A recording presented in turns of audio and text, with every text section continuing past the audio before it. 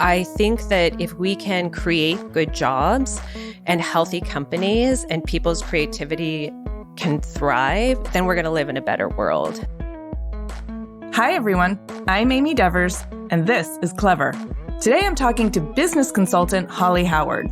Holly is one of these exceptional folks who appears to be in full command of both her right brain and left brain.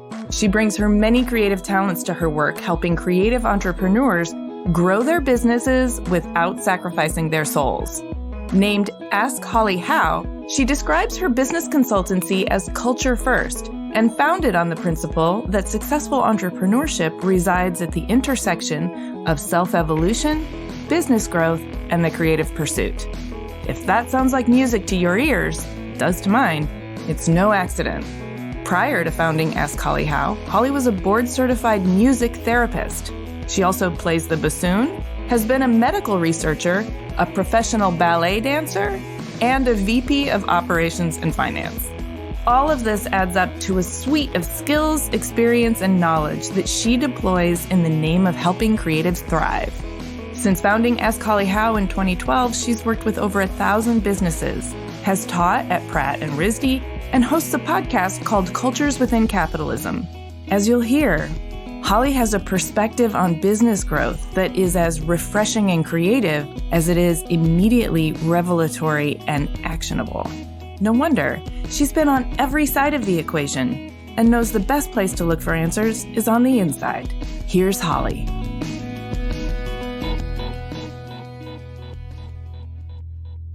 My name is Holly Howard. I'm the founder of Ask Holly How, and I am located in Brooklyn, New York.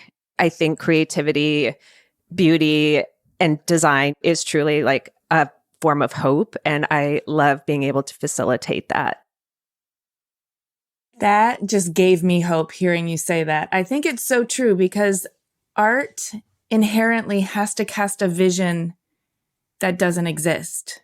And so it has to come from a place of hope because even if the art is provocative or traumatic or repulsive, it's hope that by going through that, you can recover or you can offer some sort of healing gravitas that sometimes can't just be worked out through language. It needs to bypass language in order to touch you, pull the strings of your souls in a really magical way. Yeah, absolutely. So I am also not surprised to hear you say that, considering running a culture-first business consultancy means that you are actively engaged on the day-to-day with creative entrepreneurs, helping them solve problems, but orient themselves and clarify their mission and grow their business so that they can actually participate in the creative process in a healthy way and a sustainable way, right? Yeah, absolutely. And I think I love that you said that because that's what I try to emphasize. Oftentimes there seems to be a divide between like creativity and business. And people will even express that, well, I'm the creative side, I'm not the business side. And I try to help people understand that the business side is actually there to facilitate your creativity. Structure is there to facilitate creativity. And so if you can really embrace that, then you can really indulge in the creative process. But when we resist that, it's actually when we have a hard time indulging in the creative process. Yes. Or if we just try to power through and do the creativity thing, but without the business structure, what I think happens, and I'm kind of speaking for myself, is you end up kind of treading water. I've heard you talk, I've listened to some of your podcasts, and you have a lot of really, really wonderful resources on your website. So I think that's very generous. And I've heard a little bit about your background. I know that you grew up in the Midwest and then became a ballerina and then went into music therapy. And I want to talk to you all about that because I can tell how that informs the way you think about business. But going back to the very heart of the matter is, why do we have this cultural narrative, the starving artist narrative that sort of confounds creatives to the point that they can't even really see a future for themselves that is thriving? Yeah, I don't know where the narrative comes from. And I think it's so sad. And I was giving somebody an example of it this week when I started. So I'm about 12 years in now. I'd gone to a meeting. It was of this organization called the Freelancers Union. And in the meeting, somebody said, well, freelancers, it's always feast or famine. And I remember in that moment thinking, is it? I don't think it's going to be. And I've never had a famine. And it's just interesting to me that like, we adopt these mindsets without questioning them. And I think that big one of like the starving artists, or like, to be an artist, you can't make money. You can't be business savvy. I hear a lot of people say like they're creative, so they're not numbers focused, like a lot of divided mindsets. And I don't know where it comes from. I don't know the origin, but I think it's so unfortunate that we're so quick to adopt it without questioning it. I don't know where it comes from either, but I mean, I can sort of patch together a collage of my own experience that I think is pretty relatable. Other people have the same thing, but I'm middle-aged now and my parents were silent generation. I was sort of raised in a family where hard work and academics were really emphasized. And the way to measure success was grades. And the epitome of success was getting a good job, working hard for the man, and getting a promotion, and then like retiring. So that was the formula. And there wasn't really any understanding of, well, what if what I want to do is on my own or starts from scratch? And that was considered risky. So there was, yes. Right? Or insecure. So then there were all these micro moments of dissuasion. Well-meaning parents, I'm sure mine aren't the only ones, who really kind of just want to gently shove you into something where they're going to feel more relaxed about, like, please go be a dental hygienist or something that's a little more secure or stable in their minds. And so I had no vision for how to value the work that I was going to put into the world unless it came to me through getting a promotion or a raise. But if I'm my own boss, I don't know how to price my work, how to value my work, or even how to give myself a raise. Yeah. As you mentioned, I'm Midwestern. I grew up in a family where I remember when I got my first job as a music therapist, and it was in a hospital, and my dad said to me, like, basically like, that's it. Like, this is your job, like you're going to be here forever.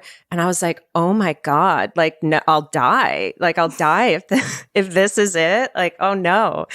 And I think that my dad was extremely traditional. He was actually a CFO himself, but my mom was a teacher, and she has an interesting background where she grew up on a farm in really rural Illinois, and she wanted to be a stewardess on airplanes. And her parents said, no. They were like, you can't do that. You have to go to college. And it sort of started this trajectory for her where she was denied what she wanted to do. And so I think that because of that, she was then able to support me in a way that she felt like she never got supported. So when I was in high school, as I was sort of coming towards graduation, I had really wanted to be a professional ballet dancer, which like, I think in some ways is like, okay, like that sounds not stable at all. But it also sounds like, I can hear the argument my mom would be like, of course we support you. You're really good. We want you to do everything that you can do, but that's a really tough business. And 100%. And it wasn't until my dance teacher sort of had to have a conversation with my mom.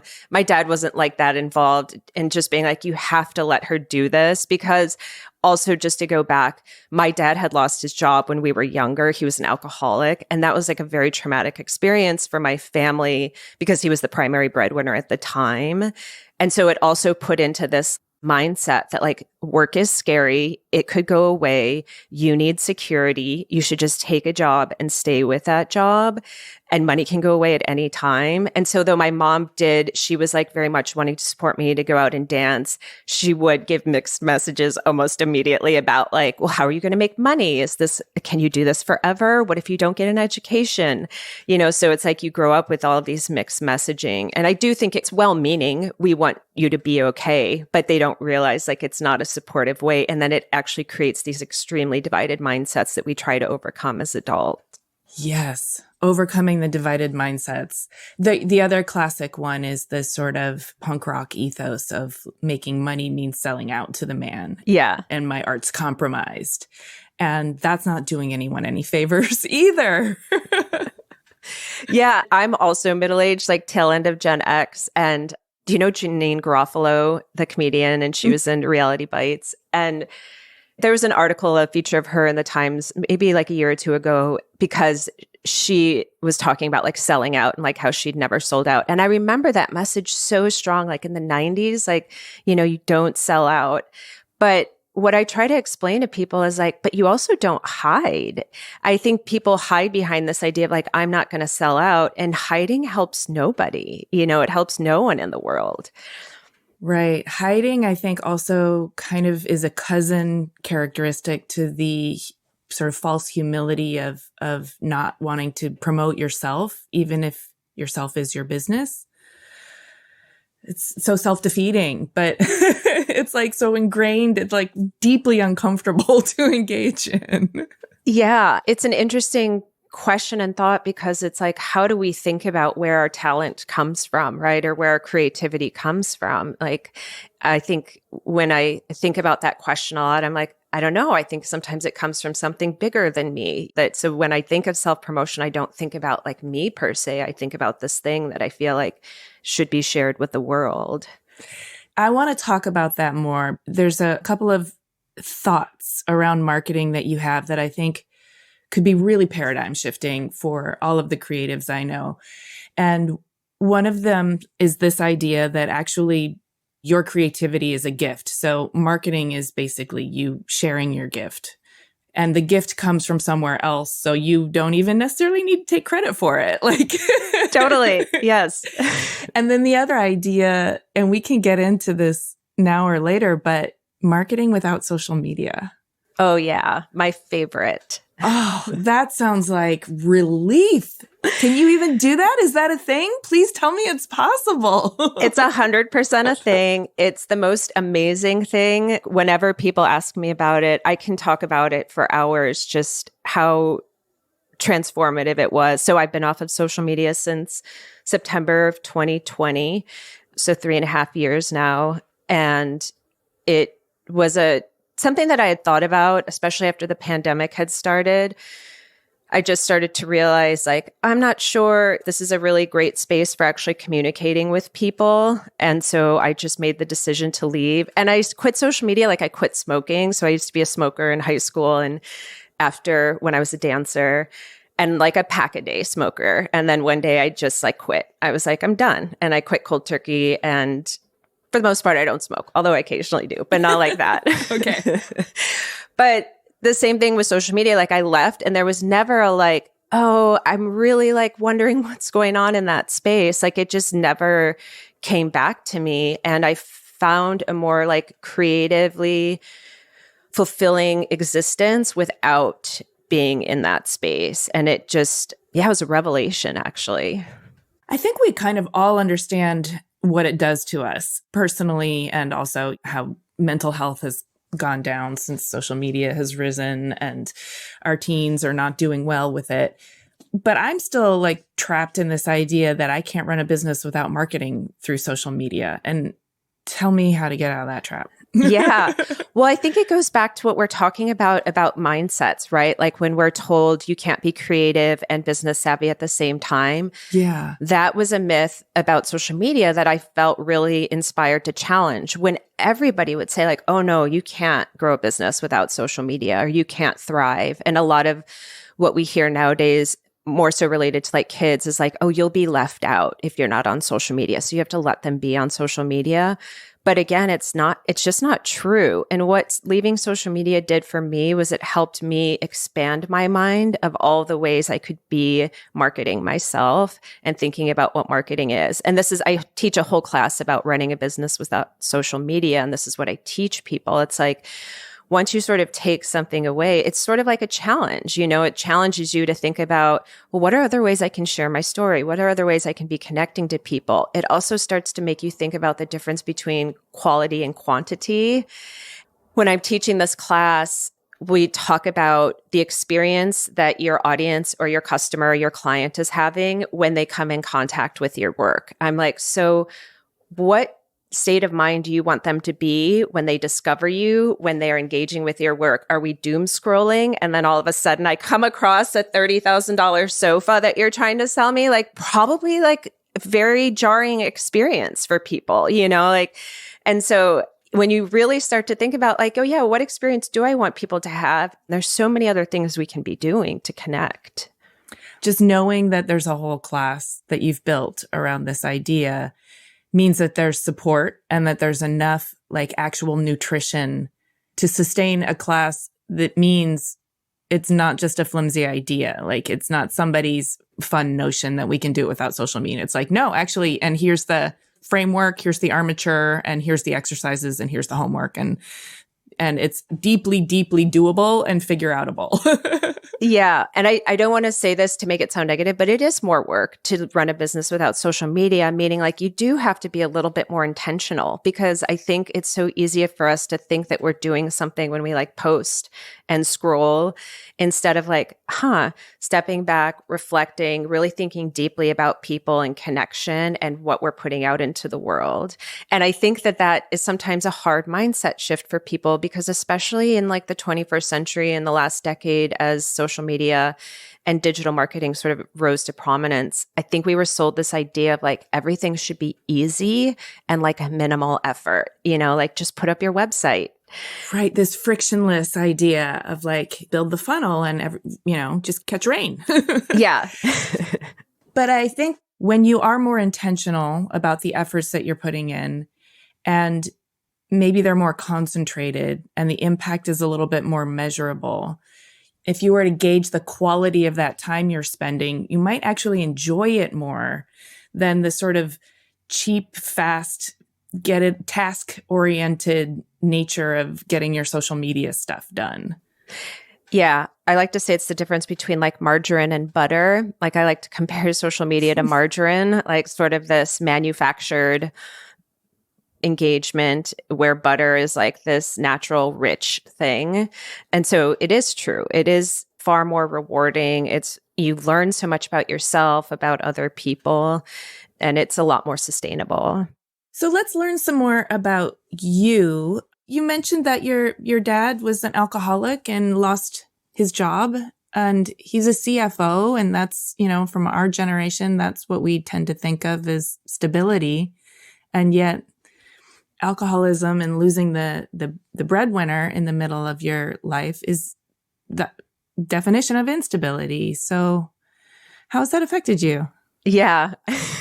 It's funny because, sometimes people will be like, oh yeah, so-and-so has a drinking problem. And the way I like to describe my dad, who has since passed, is Don Draper. So if you ever watched Mad Men, like yes. my father was literally fired because he had vodka in his desk drawers. And this was back in the 80s that he got fired. He was like that severe of an alcoholic. And so the word destabilized is a great word to apply to growing up like that, because it is so unstable. But I think it informed like everything about how I am. So he got sober in the 90s at some point and then never drank for the rest of his life until he died in 2018. He got sober, but he never dealt with anything. So it was like, yes, that's gone. And he could hold a job. And like, talk about unstable, like my parents divorced, but then they ended up getting back together. But my dad moved into the basement while we all lived upstairs. Like it was a really... Okay. Yeah, it was a wild arrangement. But when he died and I spoke at his funeral, I said, in a lot of ways, like he made me a really rich person, because I learned so much about the lesson of compassion and the fact that like we are all just deeply flawed and nobody's perfect. And what do you do with that information? Like how do you incorporate that information? Yeah. So just to bring this back to your present day life, then, does that mean that your consultancy is led by compassion? And what does that look like in terms of the people that you're working with?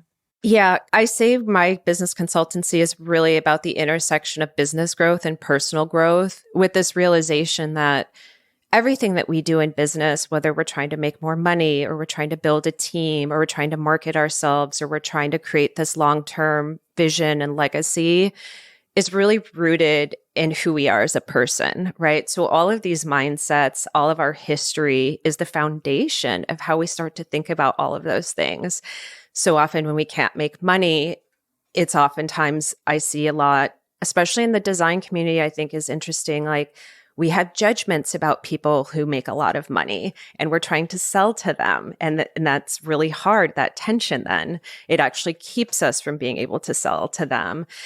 So it goes back to what have we experienced as humans that's actually like coming out into all of these business practices. Mm-hmm. And I say like the compassion part is because like it gets deep. Like I tell people when we start working together, like we're going to get really uncomfortable. There's going to be discomfort. Things are going to come up. I oftentimes end up referring people to therapy or couples therapy to digest all of these things that we end up surfacing through the business planning. But I'm able to sustain it and keep going with them because I can have a lot of compassion for what they're going through. So this is where your background I find so fascinating. Let's just start from the ballerina years, because that's creative in and of itself. But then there's more science and creativity that comes together into this beautiful explosion of really interesting background. So take me there. Yeah. So when I graduated high school, I left 3 weeks afterwards to go into a Joffrey ballet training program in the summer. This was the summer of 96. I went away, I did it, and I came back and I was like, I can't go to college. Like I have to be a dancer. So I did. I dropped out of school. I ended up getting a contract with the Ruth Page Ballet, which was in Chicago, joined the Dancers Union, the AGMA Union, and was sort of off to the races in the fall of 96. And I got a role in the Nutcracker, which was like the Ruth Page Ballet's big production that fall. And then I started auditioning. And this is interesting because talk about divided mindsets. After Nutcracker wrapped in the spring, you go on audition tours and you deal with a lot of rejection. I had pretty low self-esteem at the time. I was always the tallest and it made me feel really insecure. So I went on audition tour and I was like, yeah, this is not stable. I need to go back to college. So in the next fall, I ended up, while I was still training full-time as a ballerina, going to Loyola University in Chicago. So I would go to the dance studio from 10 to 6, and then I would get to Loyola from 6:30 to 9 o'clock at night and do that 5 days a week. And then I would go to Starbucks on Friday evening and work at Starbucks Friday evening, Saturdays, and Sundays. Oh, man. I can see where this is heading. Yeah, it was rough. And I ended up getting mono. So by the end of that year, I was super sick. I actually had to like finish my studies remotely. I ended up pausing dance But the universe had to intervene. They were like, you can't continue doing this. We're going to have to shut you down. 100%. Yeah. So I did. I stopped. And at that time, I just sort of reflected and I was like, all right, I'm going to go back and I'm going to give dance one more try. But when I went back, I was really focused on getting into one company only at that point. I was really obsessed with Twyla Tharp, and she had said a lot of work on this company called Hubbard Street in Chicago. So I was like, I'm going to do this audition. And if I get it, I'm going to stay. And if not, I'm going to go to college. And I didn't get the audition. And I was like, that's it. And I walked out of the dance studio and I never went back, which was like extremely dramatic and unfortunate, but I didn't have a lot of emotional intelligence at that time. And so I ended up just leaving. And at the time, I had played the bassoon in high school and I was pretty good at it. There's a competition called All-State Honors Band, and I made the All-State Honors Band. And so I was like, all right, I'm pretty good at this. I'm going to pick my bassoon back up and audition to go to Berklee School of Music in Boston. And so I did. I auditioned and I got in, and that's where I studied music therapy. Looking back now that we have the benefit of hindsight, dramatic as it was leaving dance at that moment. Did you have any regrets or did you have to process? Oh, yeah. I had tons of regrets and such an identity crisis because even though I'd only danced professionally like 2.5 years at that point, I was in it really intensively all throughout high school. And it was extremely hard to like acclimate to the ordinary world. Like the dance world is so specific and it's so insular in a lot of ways. Mm-hmm. It's so routine. Like you have a regimen, you have a routine. And then when all of that was gone, I really did not know how to relate because as a dancer, didn't go out. I wasn't social because you're so consumed with it. And you're social with like your dance friends and like the theater and all of that. But it was extremely hard to process that identity crisis, which is why I didn't go back for a long time because I just couldn't. Like it was so painful. the irony is that I ended up going to school at Berkeley in Boston. And while I was dancing professionally, I'd also gotten into a Boston ballet training program. And I turned it down because I was too scared to leave Chicago, which is where I was living. And I ended up, once I moved to Boston to go to Berkeley, I ended up going to the Boston Ballet to train on the weekends. And so it was like a nice way to sort of like digest that and reintegrate it into my life and like move forward with it all. I'm happy to hear that, because you can't have a bad breakup with ballet and like just have to like hide from it the rest of your life. You need to like, no, we can be friends. And I loved you so much. There's still a lot of good things about you. Yeah, totally. And now my husband and I go to the ballet here in New York City all the time when it's in season. And I mean, I love going to it, and I love that I have the knowledge and experience to like really understand it and to, you know, take it all in. Yes, you can deeply appreciate the art form when you understand all of the energy and effort that goes into it, which is one of the reasons why I'm grateful that you're supporting creatives through what you do. But it's also one of the reasons why I think your podcast, and hopefully this podcast, is helpful, is when you understand just the energy, motivation, dedication, effort, and grit that goes into bringing an idea from nothingness into reality, you start to have a lot more appreciation for all of the choices that were made, all of the artistic choices, but also a lot of the difficult and personal sacrifices that went into it. Yeah, absolutely. So from ballet to Berklee School of Music, and was this bassoon performing kind of what you were thinking, or what was the program? Yeah. So when I went there, I ended up becoming a music therapy major. And music therapy is essentially like a combination of a music degree and a psychology degree. And so that's what I studied. And bassoon was just like my principal instrument, as they call it at school. At the time, this would have been mid-90s, late 90s? Late 90s and early 2000s. Yeah. Okay. How accepted is music therapy as a therapeutic modality at the time? Is it still like on the forefront, or? Yeah, at that time, it was definitely established. So you have to become board certified. And the biggest advocate for music therapy at that time was a doctor named Dr. Oliver Sacks. And if you've ever seen the movie Awakenings with Robin Williams. Oh, yeah. That's the story of his time up at this hospital called Beth Abraham up in the Bronx. And so he did a lot as a neurologist to really advocate. He was a lover of music himself. And when he started working with Dr. Tomeno, who was the head music therapist up there, he really saw it. And so he really took it upon himself to advocate. And I really believe did a lot for the field, because there's certainly a lot of skepticism about what music therapy is and the impact that it can have.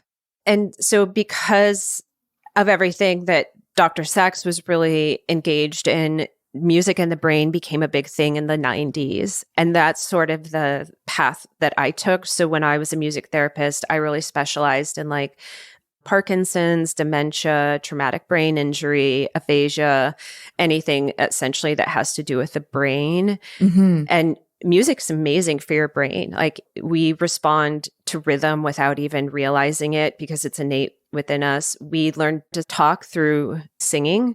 So there are different parts of the brain. So if we have a stroke and we can sing, we can teach ourselves to talk again.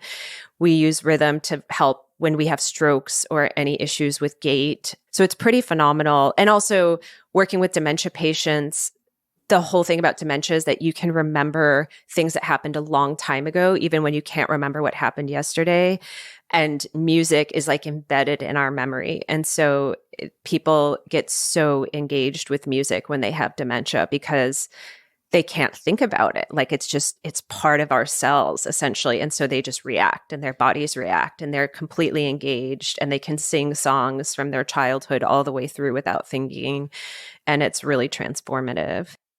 Wow. That must have been really kind of transcendent to see too, and to see the power of it and the effect it was having on people.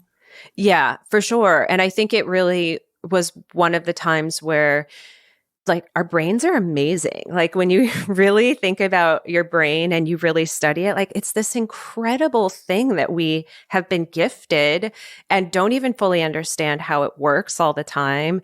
And it can do remarkable things, which is why, sort of to connect back to stories that we tell ourselves, like there's so much possibility. I got really into this field of neuroplasticity, which is like changing your brain, because that's a lot of what music therapy does. It helps with neuroplasticity. And we don't even lean on that. You know, it's like there's so much to lean on in that sense, and we're not even aware of it, or we don't embrace it. So now I've got to ask, like, how does music and neuroplasticity play into your consulting business? Well, I would say in a few ways. One, I always tell people that growth is all about change. So clients are coming to me because they want to grow a business. And anything that we look at when we think about growth is about change. There's a sort of cheesy saying that is, what got you here won't get you there, meaning that like you have to make a change. And so it's about we have to tell ourselves new stories. We have to create new mindsets. We have to create new habits. We have to take different actions. And so like helping people understand, especially when people come to me and they say like, I'm not a numbers person, or like, I'm not business. I'm like, you can change your brain. Like your brain can change, you know, like we're not fixed as humans. So really helping people understand that. And I do bring in a lot of personal growth to the work that I do in the business consulting with people.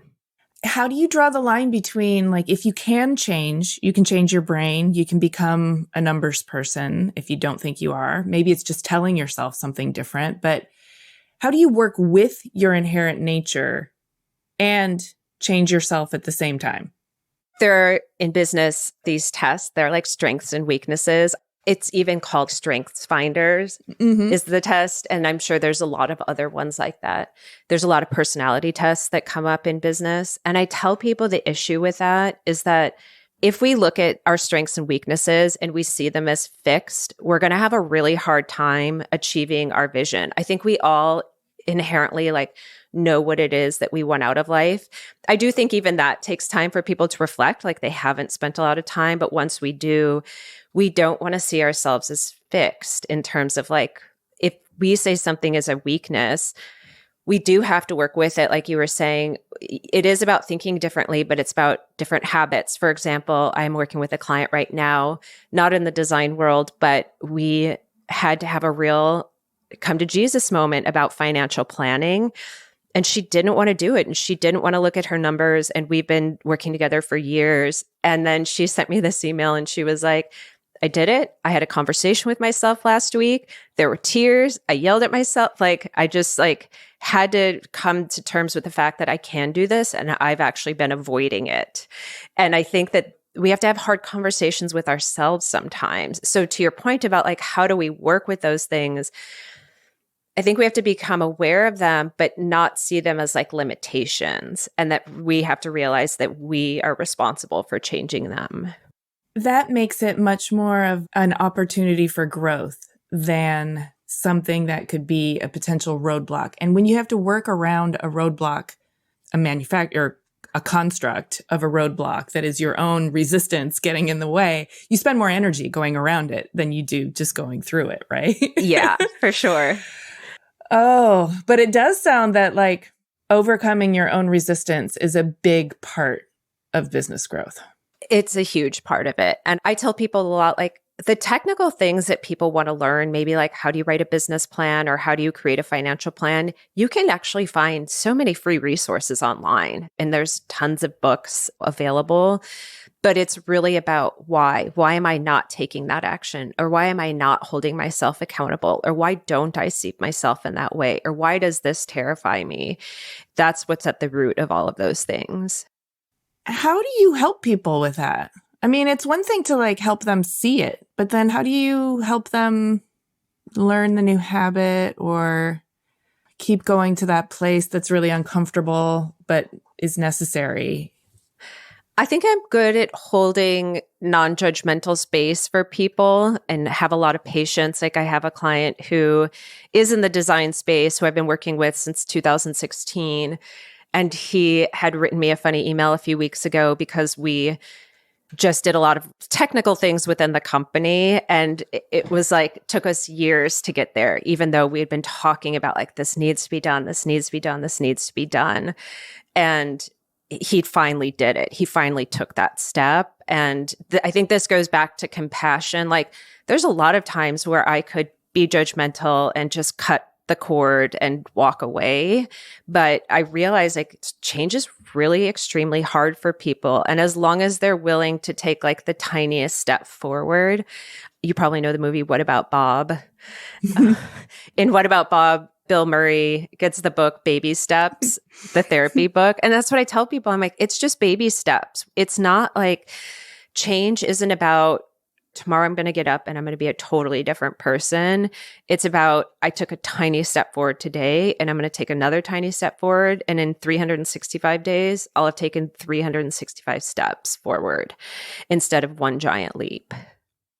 I mean, it sounds so logical, but I can also see how being accountable to somebody like you who's also non-judgmental is helpful in the process, because I can wake up tomorrow and say I'm going to take one tiny step, but you're not going to track my progress. So if I don't, it's just me. But anyway, I want to go back to music therapy because you didn't stay there for long. So tell me what happened after that. Yeah. So after that, I graduated. That's what brought me to New York. So I actually came to New York to do an internship at Beth Abraham, which is where Oliver Sacks was. He wasn't there at the time, although we did cross over on a case study when I was there as a music therapist. That's kind of cool. Yeah, it was very cool. So I did music therapy for, I think, 1.5 or 2 years. And then I decided I was going to be a doctor. Because there was a lot of resistance internally. It was still not very validated that music therapy was actually impactful. And I was like, well, if I become a doctor, I can really help like build this bridge because I can speak both languages. And I love the brain. I was either going to be a neurologist or a neurosurgeon because neurosurgery is also like really fascinating. So I ended up taking a year off. I went through like a very intense breakup and I was like, I'm just going to take a year off. I waited tables in Brooklyn, had a lot of fun. And then I went back to Columbia to get my pre-med because I didn't have any science background. So I went back to Columbia.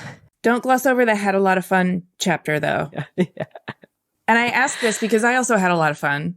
And I frequently look back to those years and I harvest wisdom from those years. The adults in your life might look at you and say, why are you wasting your life? And it's like, no. Oh, yeah. I'm having the best conversations I've ever had, even if they're at 4 a.m. and we've, had something to drink. Yeah. And I'm meeting so many people because I'm less inhibited and I'm out and I'm doing things. And it was a very fertile time that you can't keep it up forever. But as a chapter, it's something. Yeah, it definitely was. It was an amazing time. That was 2004.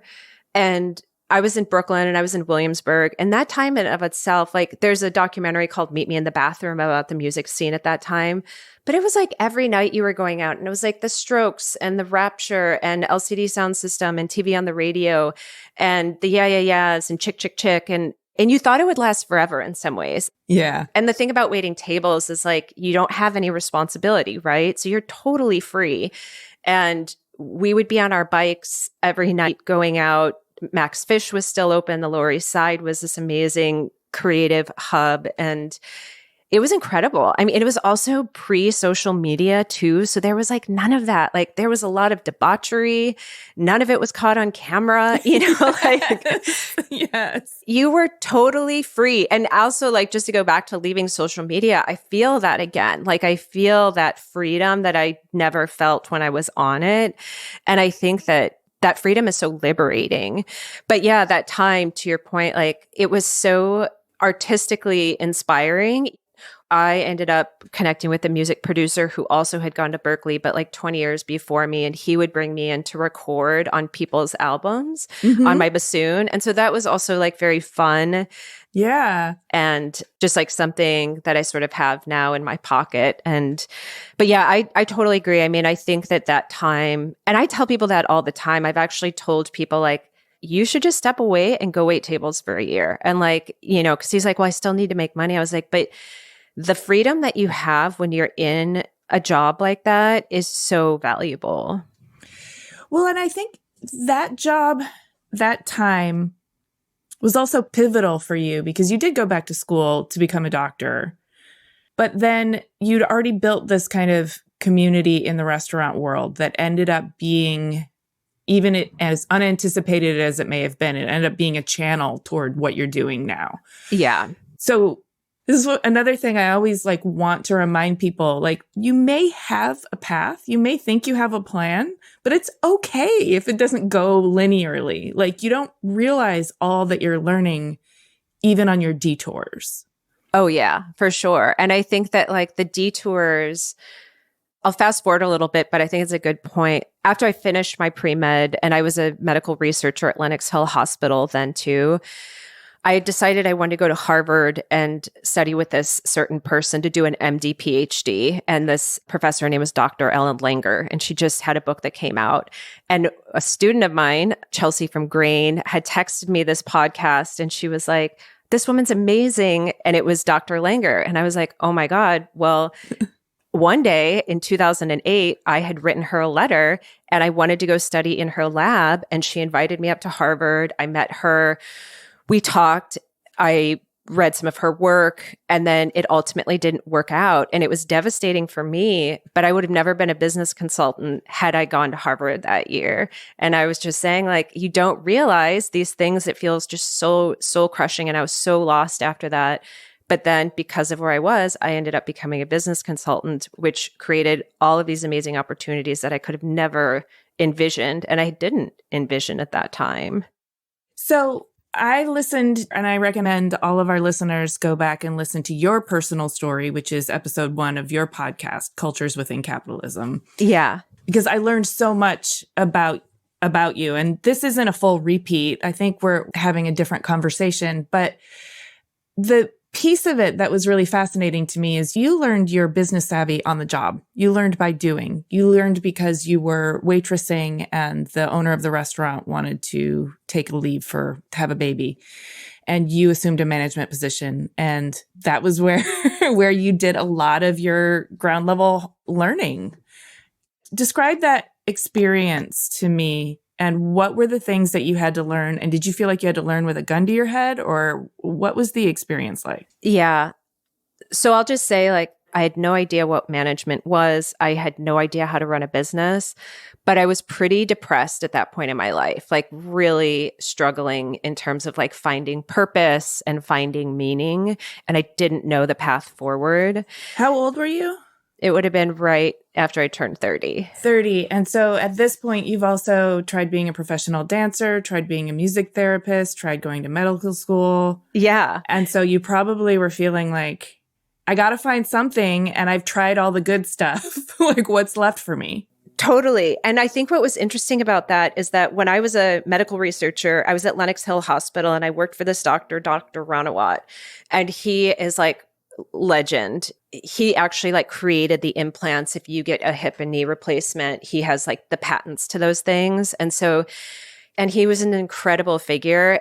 But when you're up at an Ivy League school in your pre-med and you're working for this world-renowned surgeon, a lot of doors open for you.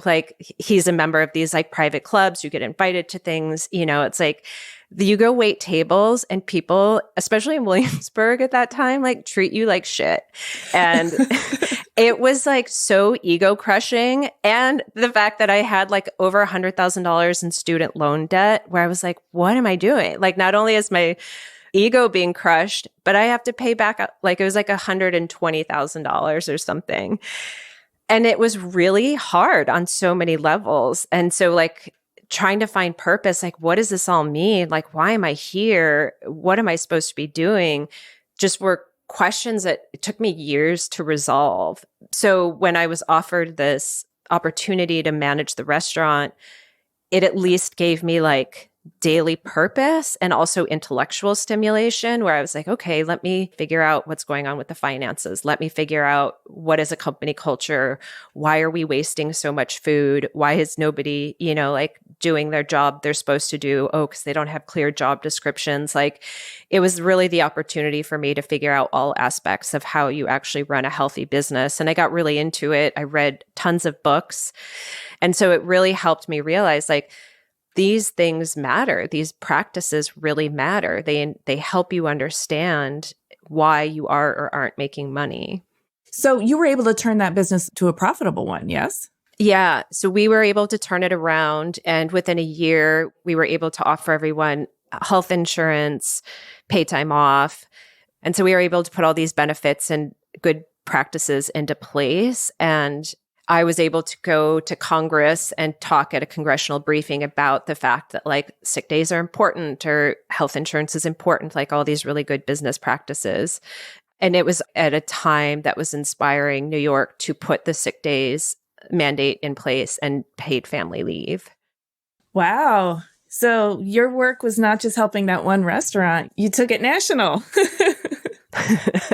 I think it goes back to this idea that we were talking about earlier, like, just facing possibilities, right? Like thinking about possibilities instead of accepting, which I think was sort of the rhetoric of like, oh, restaurants, you can't do that. It's saying like, how can we make this possible? And sort of using that as the compass to make decisions and take action. So catch me up to now. Why do you say you're a culture first focused consultancy? So when I started learning about business, I got really into learning about company culture. Our culture is essentially how we show up in the business. It's our behavior, it's our beliefs, it's our actions. A lot of times when we're talking about culture, we'll hear things like company values or our purpose. And in all my research and my practice as a consultant, it was true that you can have a beautiful business plan. You can have the most detailed financial plan. You can have the most awesome marketing plan. But if the company culture isn't good, meaning if like the behavior isn't good, if the mindsets, if we're not accountable to those things, it doesn't matter. And so when I work with my clients, I'm always talking about like, okay, we have to understand what the company culture is, and then we can build a plan for growth, or then we can build your team, or then we can put your financial plan in place, because the culture is really like the soil. Like if we think about a business, we can think of the culture as the soil. We can sort of think of our infrastructure as like the trunk of the tree. We can think about our plan as the branches. But if you're putting all those things into like soil that has no nutrients or is really hard and can't get water and everything it needs to survive, it's not going to work. Well, that makes perfect sense. Do you find that you run into resistance? I think some of the things that are appealing about a business plan and a financial plan is that they're measurable. You sort of commit to a kind of formula, and culture is so not formulaic. Yeah, it's not formulaic is right. Like, and everybody's culture is different. There might be some overlaps, but if you're doing it right, it should be so deeply personal to you that it is different from everybody else. And that's actually what helps you thrive. But you're right. I think we do have this tendency to be like, if I can't measure it, it doesn't matter, which is unfortunate. And going back to music therapy too, I think the reason that I'm able to think different about business is because music therapy thinks different about medicine and what healing actually means. Mm-hmm. And accepting that there are some things that we don't understand and that we can't sort of put our finger on, but we can see them and they're working. And the same thing is for culture. So I know that one of the ways that you help people get clear on just how to grow their business and what they want their business to grow into is by asking them how they want to spend their days. Why do you want to spend your days doing this? What is the purpose for you here? I think in some ways I have the most like interesting job in the world. You know, I probably meet with 30 different companies a month, and that'll fluctuate and rotate like who those 30 different companies are. But I have such an insight, I think, into an economy in a way that nobody else does, and into like the inner workings and sort of behind the curtain of that economy and a real understanding. And I really, just to go back to this idea of like art is the highest form of hope, like I think that if we can create good jobs and healthy companies and people's creativity can thrive, then we're going to live in a better world and the world's going to be better for it. And so I feel really lucky to be able to participate in that process. And I see so much. I mean, I've been through like marriages, divorces, childbirth, so many things that happen with people personally. And to be able to like witness all of that transformation is really rewarding. Well, it sounds to me like you found your calling. You're in the right spot. I think I'm in the right spot, but I'm not done yet. And I think... No, because your brain can change and because you're looking for possibilities everywhere. That means you'll never be done. But isn't that the excitement of every day?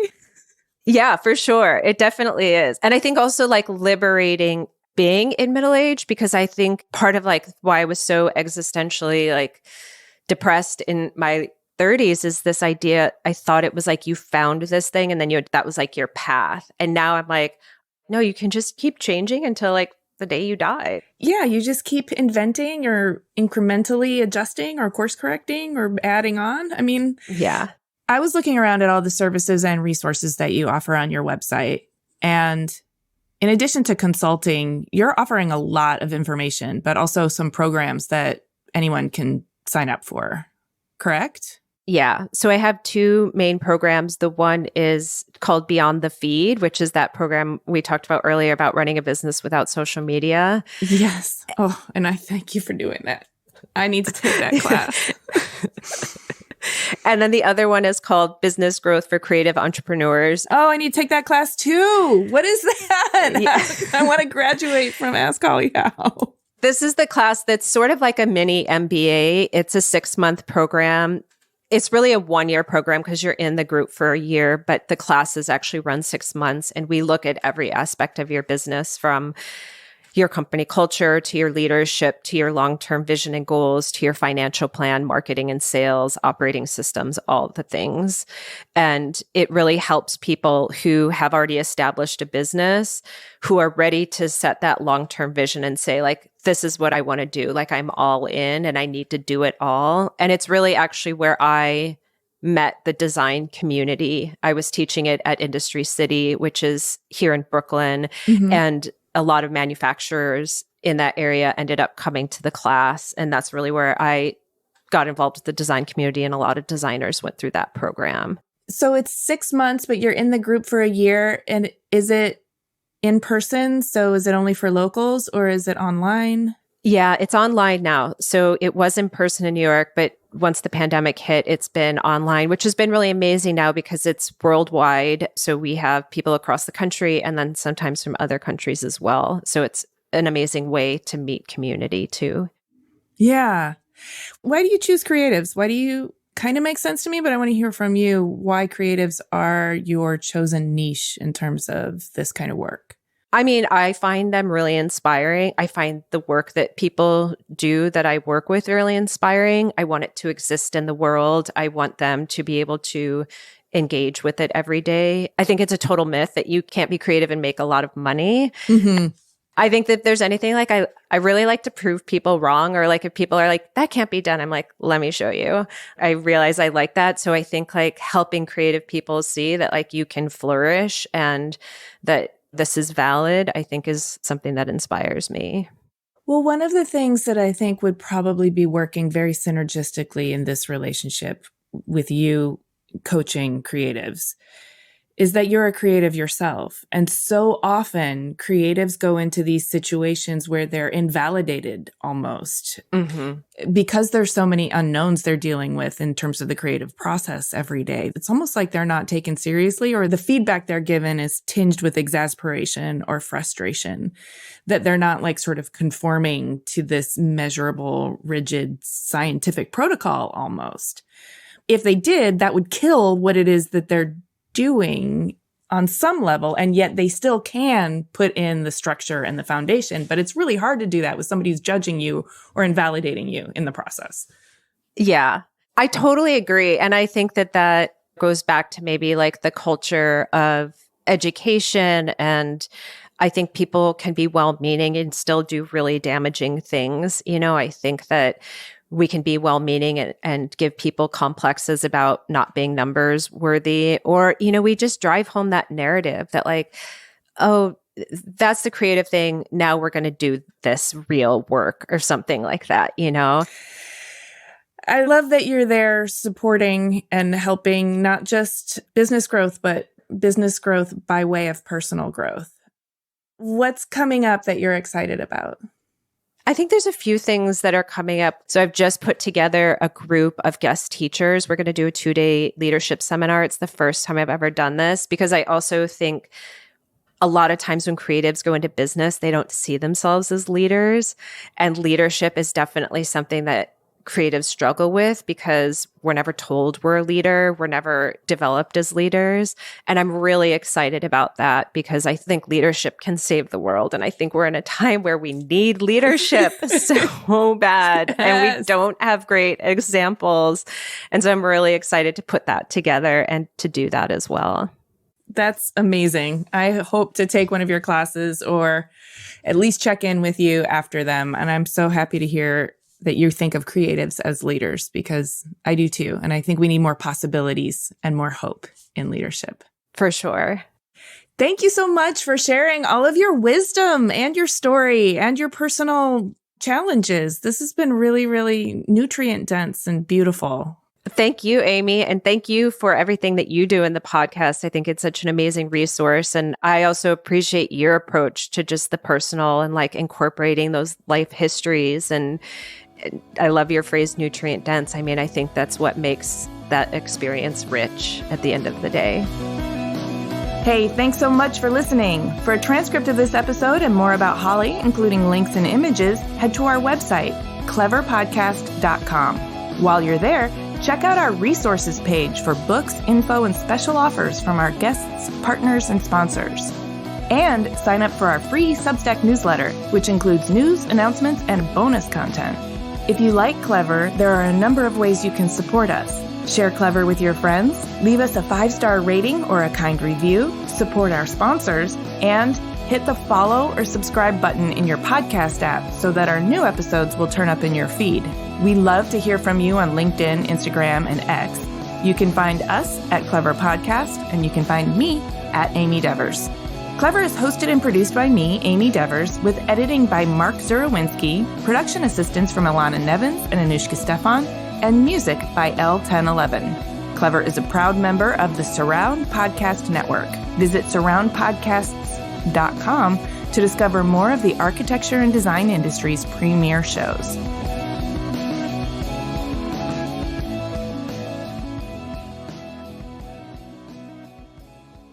And that's what I tell people. I'm like, it's just baby steps.